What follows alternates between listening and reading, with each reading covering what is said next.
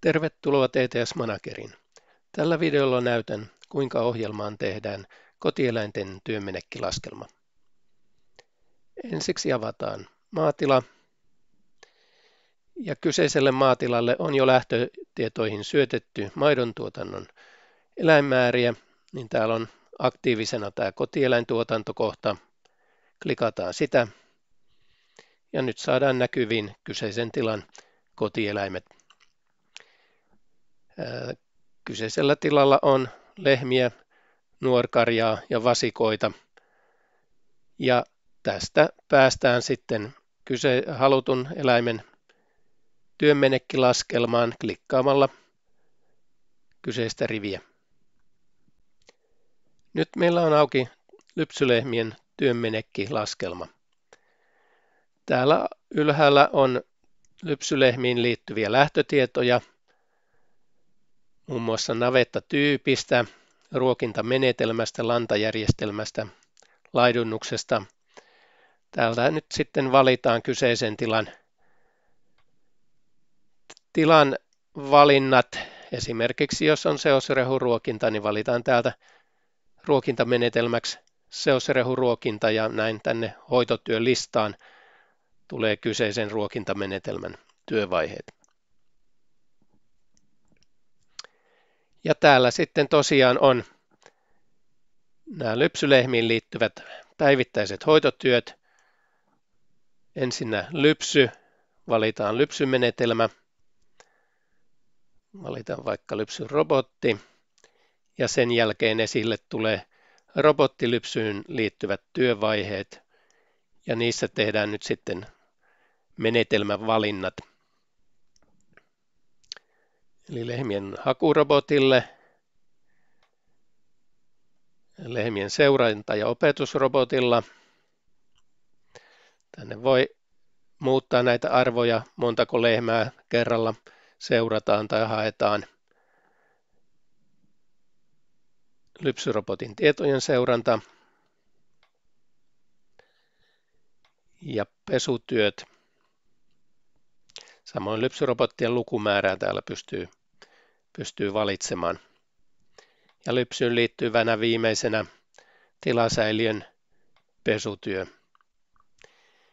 Täällä se laskee ohjelman jokaiselle työvaiheelle työmenekki minuuttia per vuorokaus ja tänne alle sitten mitä lypsyyn kuluu yhteensä vuorokaudessa aikaa. Sen jälkeen ruokintatyöt oli valittu seosrehuruokintamenetelmäksi, niin sitten käsitellään seosrehuruokintaan liittyvät työvaiheet. Täällä on syöttökentät sekoituskerroista ja jakokerroista ja rehumäärästä per eläin per vuorokausi. On oletukset, voidaan mennä noilla, halutessaan niitä voi muuttaa. Sitten tehdään valinta rehuvarastosta ja rehun sekoitusmenetelmästä. Ja sen jälkeen sitten näiden työvaiheittaiset valinnat käytetystä koneesta.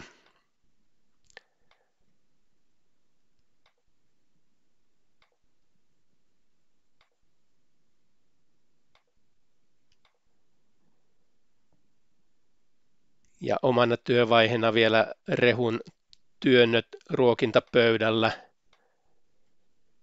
Ja näin taas lasketaan näistä työvaiheista tämä koko ruokinnan työmenekki yhteensä tässä ohjelmassa.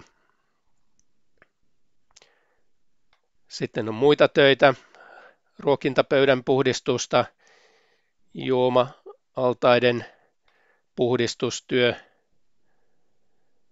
Täällä voi valita tosiaan sitten, että miten usein työ toistuu, niin ohjelma aina laskee työmenekin yhtä vuorokautta kohti.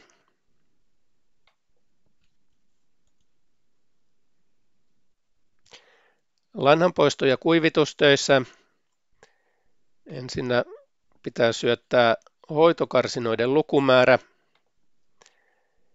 ja sitten tosiaan taas eläintiloittain käydään läpi, miten ne puhdistetaan ja kuivitetaan.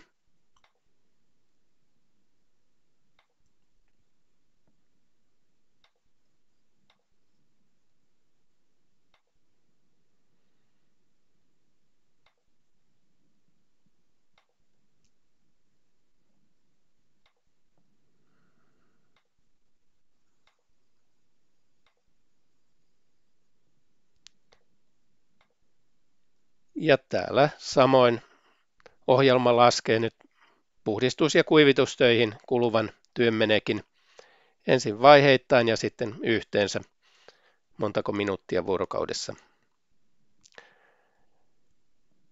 Alimpana täällä on sitten lypsylehmien hoitoon liittyviä muita töitä, kuten eläinten siirtelyä, lääkintää, eläinten puhdistusta.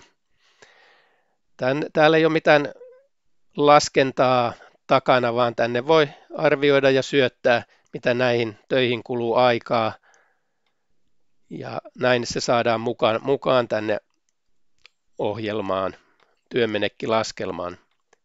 Täällä voi valita nyt esimerkiksi, mitä ajanjaksoa kohti tämä arvio on.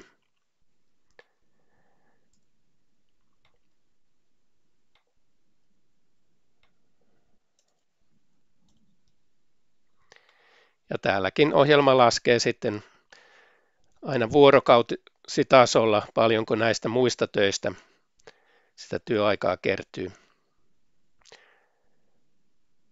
Lopuksi, kun kaikki valinnat on tehty, niin täältä alhaalta tallennetaan kyseisen laskelman tiedot.